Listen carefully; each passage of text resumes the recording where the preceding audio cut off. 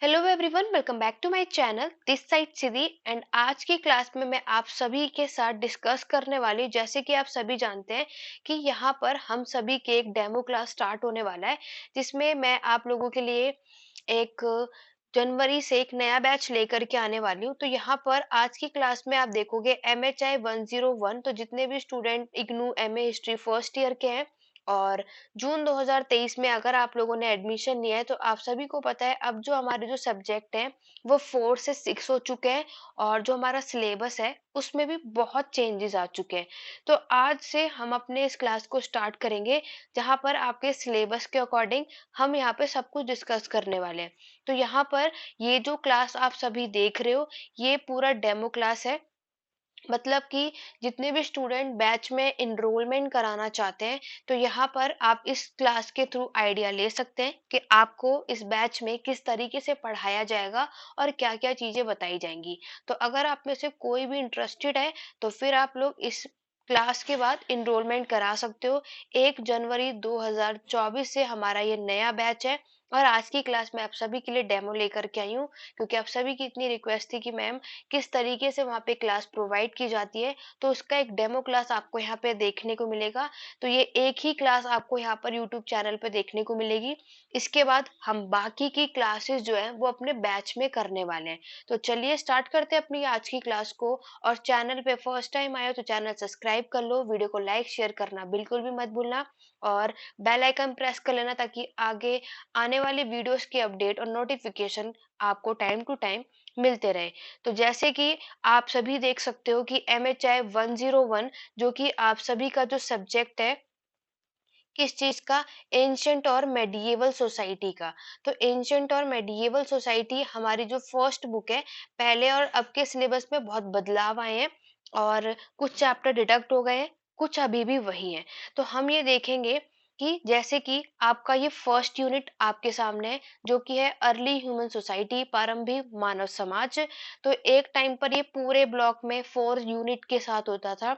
इस बार आपके सिलेबस को इन्होंने चेंज कर दिया और एक ही यूनिट में सब कुछ इंक्लूड कर दिया है। ठीक है। तो यहाँ पर आप देखोगे कि जो भी चीजें इंक्लूड करी गई हैं, क्या क्या इंक्लूड करी गई है वो देखो।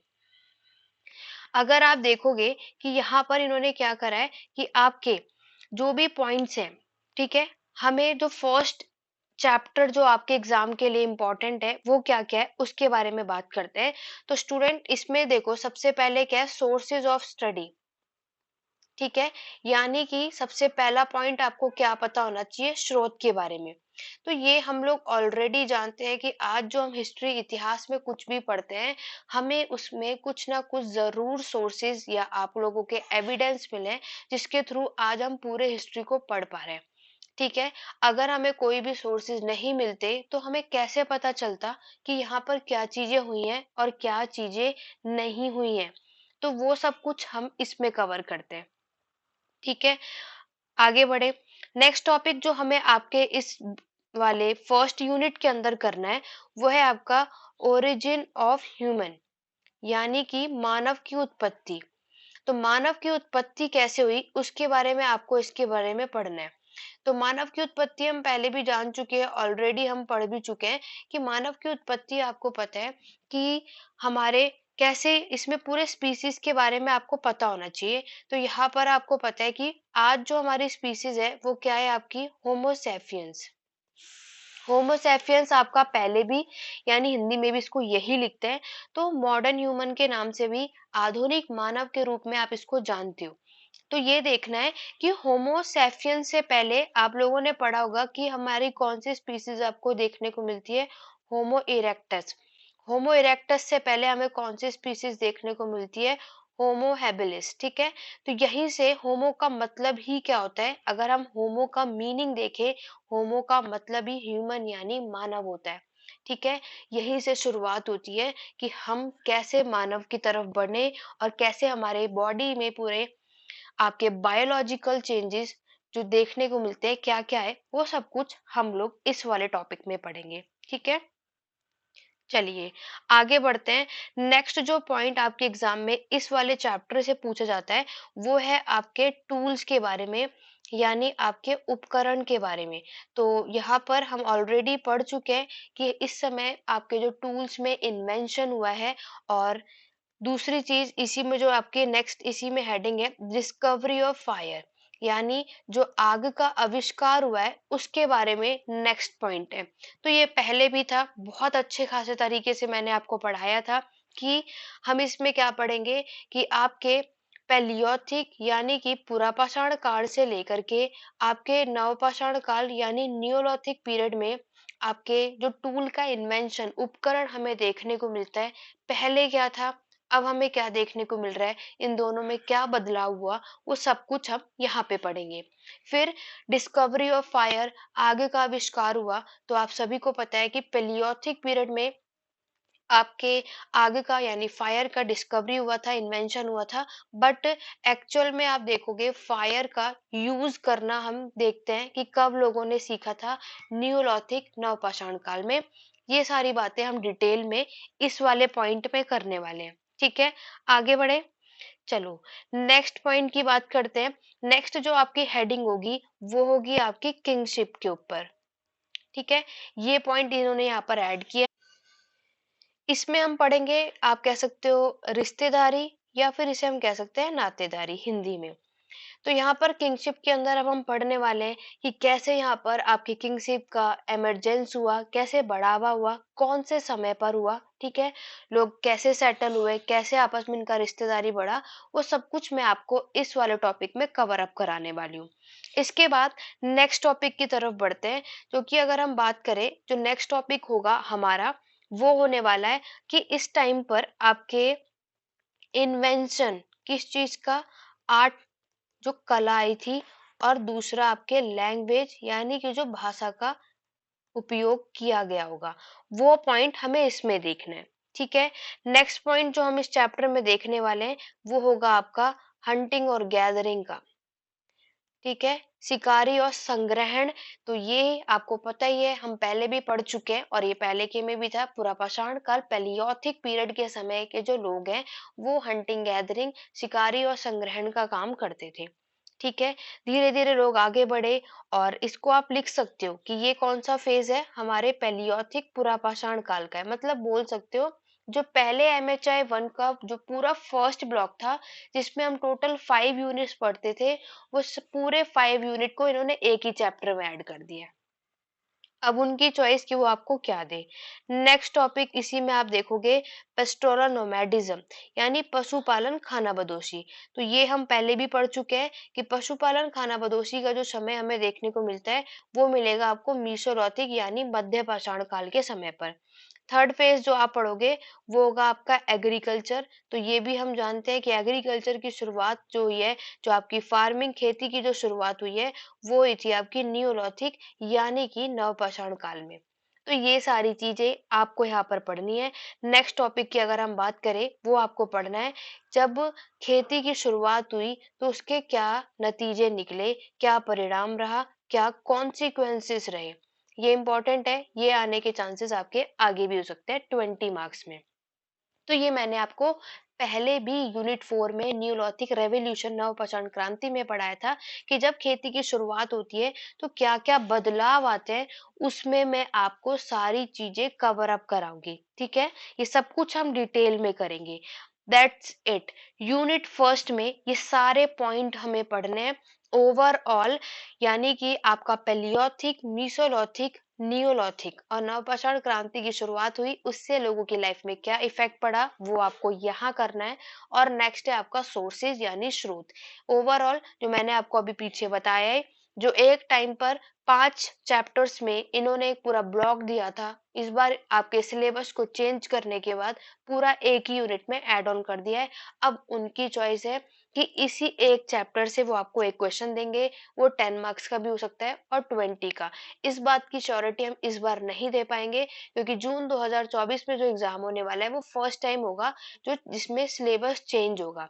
उसके बाद नेक्स्ट टाइम से हम उसमें देख पाएंगे। तो इसीलिए अभी हम किसी भी टॉपिक को पढ़ने वाले हैं तो उसको एज अ 20 मार्क्स देखकर चलेंगे, ताकि आप 20 मार्क्स के एग्जाम की प्रिपरेशन करो। तो यहाँ पर 10 मार्क्स का आएगा तो आप उस टॉपिक को इजीली 10 मार्क्स पर लिख पाएंगे। तो मैंने आपको प्रीवियस वीडियो में ऑलरेडी बताया है, बट हमारी ये आज की पहली क्लास है, बहुत सारे नए लोग यहाँ पे जुड़े होंगे। तो मैं आपको पहले भी बता चुकी हूँ, 20 मार्क्स के क्वेश्चन को करने के लिए हमें 5 पेजेस में अपने आंसर को कंप्लीट करना होता है, और 10 मार्क्स के आंसर को कंप्लीट करने के लिए आपको 2.5 से 3 पेजेस में अपने आंसर को कंप्लीट करना होता है। आपको जो इग्नू की आंसर राइटिंग मिलेगी, उसमें टोटल 24 पेजेस होते हैं। तो आपको कैसे भी करके एग्जाम में जो 5 क्वेश्चंस आप लोग अटेम्प्ट करने वाले हो, इन्हीं 24 पेजेस में आपको कवर अप करना है। क्लियर हुई बात?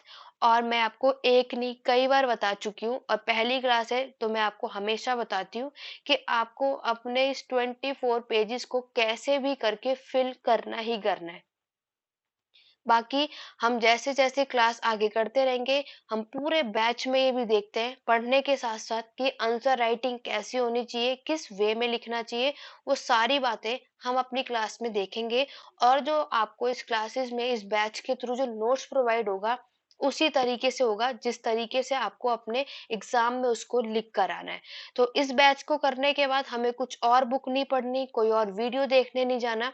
बस जब तक आप लोगों का एग्जाम नहीं हो जाता, आप लोगों के मेरे साथ जुड़े हुए पूरे टाइम आपको कोई भी डाउट या क्वेरी है, लाइव क्लासेस के साथ साथ आप लाइव क्लासेस के बाद भी पूछ सकते हैं। आपका एक जो ग्रुप बना है, आप वहाँ पे अपने दोस्तों के साथ भी डिस्कशन कर सकते हैं। अगर आपके क्वेश्चन के डाउट वहाँ नहीं क्लियर हो रहे, तो आप पर्सनली मुझसे भी अपने क्वेश्चंस पूछ सकते हैं, ठीक है? असाइनमेंट से रिगार्डिंग वो भी मैं आपको इसी कोर्स में बताऊँगी कि कैसे आपको बनाना है, किन बातों को फॉलो करना है, और असाइनमेंट भी प्रोवाइड किया जाता है, वो सबके लिए, ठीक है? तो अगर आपको ये क्लासेस अच्छी लग रही हो, बिना टाइम वेस्ट करे, क्योंकि मैं ऑलरेडी बता चुकी हूँ कि हमारा जो नया कोर्स है वो 1 जनवरी से मैं स्टार्ट करूँगी, ठीक है? और इससे पहले ही एनरोलमेंट करा लो, जैसे-जैसे एनरोलमेंट कराते रहोगे आपको ग्रुप में जॉइन किया जाएगा, और फिर हमारी क्लास स्टार्ट होगी। और पूरी कोशिश करो कि पहले दिन से ही क्लास जॉइन करो, ताकि आपका सिलेबस में कुछ भी मिस ना हो। क्लियर हो गया? चलिए, ये तो बात हो गई क्लासेस की। और जॉइन होना हो, जो चैनल पे फर्स्ट टाइम आए हैं उनके लिए बता देती हूँ। फिर हम आपके इस फर्स्ट चैप्टर से रिलेटेड कुछ और बातें बताती हूँ। आपको इस व्हाट्सएप नंबर पे इस पूरे कोर्स को जॉइन करने के लिए यहाँ पर बाकी की इंफॉर्मेशन और अपडेट लेनी है। वैसे तो मैंने वीडियो ऑलरेडी यहाँ पर अपलोड कर दी है, लेकिन अगर आपको बाकी की क्या इस बैच में प्रोवाइड होगा, तो मैंने आपको पहले ही बताया, लाइव क्लासेस के साथ-साथ रिकॉर्डेड क्लासेस, नोट्स भी मिलेंगे, जो भी आपका लैंग्वेज होगा, जो भी आपका मीडियम होगा। आपके डाउट सेशन होंगे, एग्जाम के टाइम पर रिवीजन क्लास कंप्लीटली कराई जाएगी। जो कुछ भी हमने जनवरी से लेकर के मई तक पढ़ा होगा, जून एग्जाम के लिए एक क्विक रिवीजन भी आपको मिलेगा, और कितने टॉपिक क्या-क्या पढ़ के जाना है, क्वेश्चन सब कुछ इसमें आपको हेल्प कराई जाएगी। तो ये सब कुछ आपको मिलेगा, ठीक है? और जब तक आपके एग्जाम नहीं हो जाते, तब तक आप लोग मेरे साथ कनेक्ट रहेंगे। ये सारी चीज इम्पोर्टेंट है। चलिए, तो ये सब बातें क्लियर हो गई। अब आपके चैप्टर की तरफ बढ़ते हैं। तो फर्स्ट यूनिट में मैंने आपको क्या बताया कि हमारा जो ये फर्स्ट चैप्टर है, अर्ली ह्यूमन सोसाइटी, यानी शुरुआत में जो इंसान मानव होते थे, उनका समाज कैसा होता होगा, ठीक है? तो देखो, हमें पता है, तो यहाँ पर हम बेसिक से चलेंगे, स्टार्टिंग से शुरुआत करेंगे। हिस्ट्री पढ़ रहे हो और हिस्ट्री के बारे में ना पता हो, ऐसे कैसे कर सकते हैं? तो यानी हिस्ट्री, इतिहास के बारे में अगर आप देखोगे, ये हम इसके अंदर आपके किस चीज के बारे में पढ़ते हैं, जो भी हमारे पास्ट में इंसिडेंट्स हुआ होता है, ठीक है? यानी कि जो भी हमने आपके अतीत में जो भी घटनाएं घटित होती है, उसी को हम हिस्ट्री कहते हैं, इतिहास कहते हैं, ठीक है? तो आप इसको और क्या कह सकते हो? अगर हिस्ट्री की मेन बात तो यही होती है। अगर हम यहाँ पर देखो कि आज हम आपका इतिहास पढ़ रहे हैं, तो इसका मतलब क्या है कि आपके all the events of the past, ठीक है? All the events of the past, यानी अतीत की घटनाएं, वही होती है आपका इतिहास। अब आती है मेन बात कि आज देखो, हम हिस्ट्री में कुछ भी चीजें पढ़ रहे होते हैं, उसमें हमें कोई ना कोई इवेंट्स या कोई ना कोई सीरीज में आपको देखने को मिलता है। आज हमने अलग अलग टाइम पीरियड में अलग अलग चीजें देखी हैं, और दूसरा कि यहाँ पर हर एक चीज को किसी ना किसी चीज से कनेक्ट किया गया है, ठीक है? दूसरी बात, आज हम हिस्ट्री में कुछ भी चीजें पढ़ते हैं तो ऑब्वियस सी बात है, आप सारे इवेंट्स के बारे में नहीं पढ़ते, सारी घटनाएं, सारे इंसिडेंट्स के बारे में नहीं पढ़ते। आप सिर्फ उन चीजों को पढ़ते हो जिनके आपको सोर्सेज मिले हैं, ठीक है, जिनके आपके स्रोत अवेलेबल हुए। अदरवाइज हमें बहुत सी ऐसे पास्ट में चीजें हैं जो हमारे हाथ में नहीं आई, ठीक है, जो मिस हो चुकी है। तो बहुत से पास्ट के बारे में हमें पता भी नहीं है, क्यों? क्योंकि हमें उसके सोर्सेज नहीं मिले, हमें उसका कोई एविडेंस नहीं मिला। फिर इसी तरीके से अगर मैं सोर्सेज की बात करूं, तो आप सभी जानते हो कि सोर्सेज जो है वो हमारे तीन तरीके के होते हैं। वैसे तो दो ही काउंट होते हैं। पहला होता है आपका आर्कियोलॉजिकल यानी पुरातात्विक स्रोत, और दूसरा होता है आपका लिटरली सोर्स यानी साहित्य। तो ये दो तरीके के होते हैं, और इसी में ही आपके फॉरेन अकाउंट भी आते हैं, यानी जो फॉरेनर जो हमारे इंडिया में आए और अपनी जो बुक्स लिखी उसके थ्रू जो उन्होंने हमें बताया अपने हिस्ट्री इतिहास के बारे में, ये चीजें मेनली इंक्लूड होती है, ठीक है। फिर हिस्ट्री की अगर मैं बात करूं तो इतिहास में आप देखते हो कि आज हम हिस्ट्री को तीन पार्ट के अंदर पढ़ते हैं, लेकिन इसमें इम्पोर्टेंट है क्योंकि हमें पता है हर एक सब्जेक्ट के फादर या जनक होते हैं। तो सभी को पता होगा कि हेरोडोटस जो है वो हिस्ट्री के क्या है, आपके फादर है, जिनको हम किसके नाम से जानते हैं? फादर ऑफ हिस्ट्री यानी इतिहास के जनक के नाम से। तो यानी कि ये पहले ऐसे इंसान है जिन्होंने हमें इतिहास के बारे में बताया है। और अगर मैं बात करूं कि हेरोडोटस ने क्या करा, अपनी एक बुक लिखी थी हिस्टोरिका। हिस्टोरिका के अंदर इन्होंने अपनी इस बुक में मेंशन किया है, हमें इतिहास के बारे में बताया है।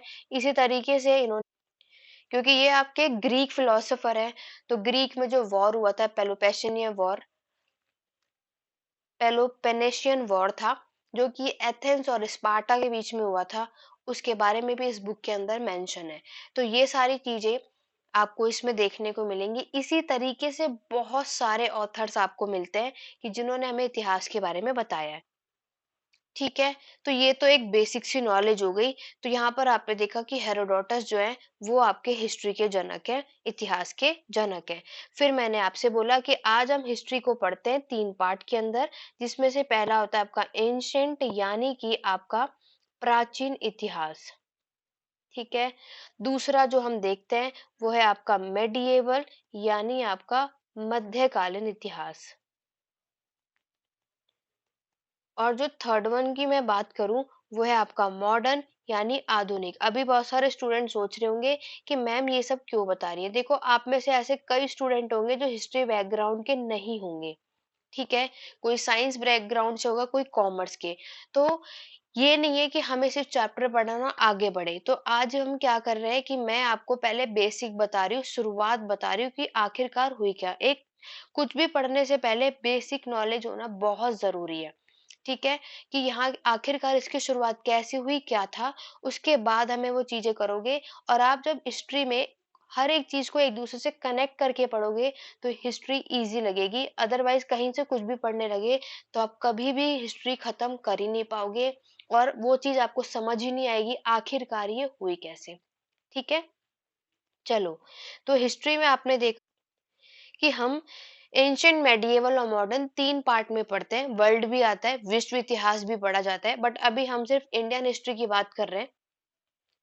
तो देखो, एंशिएंट की अगर मैं बात करूं, प्राचीन इतिहास में हम जो इसमें सबसे पहला टॉपिक पढ़ते हैं वो है आपका स्टोन एज यानी कि पाषाण काल, ठीक है। पाषाण काल या पाषाण युग लिख सकते हो। तो एंशियंट हिस्ट्री का जो पहला टॉपिक होता है स्टोन एज होता है, ठीक है, जो आपको अपने इस MHI 101 में कवर अप करना है, और जो हम अपने इस फर्स्ट यूनिट के अंदर देखने वाले हैं, ठीक है। दूसरा इसी में आपका आता है कॉपर एज। एंशियंट हिस्ट्री का जो दूसरा टॉपिक हमें पढ़ना होता है वो होता है आपका कॉपर एज, जिसको आप लोग ताम्र युग के नाम से भी जानते हो, ठीक है। हम एंशियंट हिस्ट्री में टोटल 4 एजेस, 4 युग के बारे में पढ़ते हैं। नेक्स्ट जो हम इसमें पढ़ते हैं वो होता है आपका ब्रोंज एज, यानी जिसे आप लोग कांस्य युग के नाम से जानते हो, ठीक है। और लास्ट होता है आपका क्या, आयरन एज, जिसको हम क्या बोलते हैं हिंदी में, लोह युग। ठीक है, तो ये हम 3 युग हमें पढ़ने होते हैं, जिसके थ्रू हम अपने पूरे इंडियन एंशियंट हिस्ट्री को कवर कर पाते हैं। आपके सिलेबस में हम जब पढ़ेंगे तो उसमें हमें स्टोन एज करना है, ब्रोंज एज और आयरन एज करना है। कॉपर एज सिलेबस में नहीं है, इसीलिए हम इसको स्किप करेंगे। लेकिन ये मैंने आपको बताया क्योंकि ये भी एक हमारा पार्ट होता है। पूरे एंशियंट हिस्ट्री को हम 4 एजेस में यानी 4 युग के अंदर पढ़ते हैं। ठीक है, मेडिएवल और मॉडर्न को स्किप करेंगे क्योंकि अभी हमारा इन पे फोकस नहीं है। और दूसरी बात, अगर मैं एंशियंट की मैं बात करूं इसके अलावा, तो आपको क्या याद रखना है कि हम एंशियंट हिस्ट्री को इन 4 एजेस के अलावा आप क्या करते हो, इसको 3 पार्ट में पढ़ते हो। ठीक है, ये भी 3 पार्ट में डिवाइड है, जिसमें से पहले होता है आपका प्री हिस्टोरिक पीरियड यानी प्राग्ञ ऐतिहासिक काल। दूसरा होता है आपका प्रोटो हिस्टोरिक पीरियड यानी आपका आग्य ऐतिहासिक काल। और तीसरा होता है आपका स्टोरिक पीरियड यानी ऐतिहासिक काल। ठीक है, और यहाँ पर जो मैंने अभी आपको चीजें बताई कि प्री हिस्टोरिक पीरियड में हम पढ़ते हैं आपका स्टोन एज। ठीक है, और हमारा जो दूसरा आता है कॉपर एज। 2 युग के बारे में प्री हिस्टोरिक पीरियड में पढ़ा जाता है। प्रोटो हिस्टोरिक पीरियड आगे ऐतिहासिक काल में हम लोग ब्रोंज एज यानी आपके कांस्य युग को कवर करते हैं। हिस्टोरिक पीरियड में हम आयरन एज यानी लौह युग को कवर करते हैं। क्लियर हो गया। और सबसे पहला वाला प्री हिस्टोरिक पीरियड की मैं बात करूं, इन तीनों में डिफरेंस क्या है उसे समझ लो। हम जब पहला टॉपिक जो पढ़ेंगे प्रीहिस्टोरिक, ये वो समय जब इस समय के लोगों को ना ही पढ़ना आता था और ना ही लिखना आता था। इसीलिए इस समय हमें कोई भी रिटन रिकॉर्ड का एविडेंस नहीं मिलता। लेकिन अब आपके माइंड में होगा कि मैम, कि जब ये चीज रिटन रिकॉर्ड है ही नहीं तो इस समय के सोर्सेज हमें कैसे मिले, हमें कैसे पता चला कि इस समय भी जो लोग हैं वो रहते थे। तो स्टूडेंट्स, यहाँ पर रीडिंग और राइटिंग के तो कोई एविडेंस नहीं मिला, लेकिन हमें ये जरूर था कि हाँ, इस समय स्टोन एज कॉपर एज देखने को मिलता है यानी यहाँ पर लोग थे। इस समय जो आपको एविडेंस मिले थे वो आर्कियोलॉजिकल पुरातात्विक स्रोत थे, जिसके थ्रू आप आज इस स्टोन एज और कॉपर एज को पढ़ रहे हो, जिसमें हमारे इंस्क्रिप्शन अभिलेख आते हैं, कॉइन्स सिक्के आते हैं, एपिग्राफिक आते हैं, मॉन्यूमेंट्स स्मारक आते हैं, सॉरी स्मारक आते हैं। ये सारी चीजें प्रीहिस्टोरिक में। प्रोटोस्टेरिक में चेंजेस बढ़ते हैं और यहाँ के लोगों को क्या आता है, पढ़ना और लिखना आता है। लेकिन ये है कि इस समय के यानी जो हमारे इंडस वैली सिविलाइजेशन में जो आप स्क्रिप्ट देखोगे, हम उसको नहीं पढ़ पाए, वो अनडेसिफर होता है ना। हम नहीं पढ़ पाए आज तक, है प्रेजेंट टाइम तक पढ़ने की कोशिश जारी है, बट आज तक हम समझ नहीं पाए आखिरकार वो लिखा क्या है।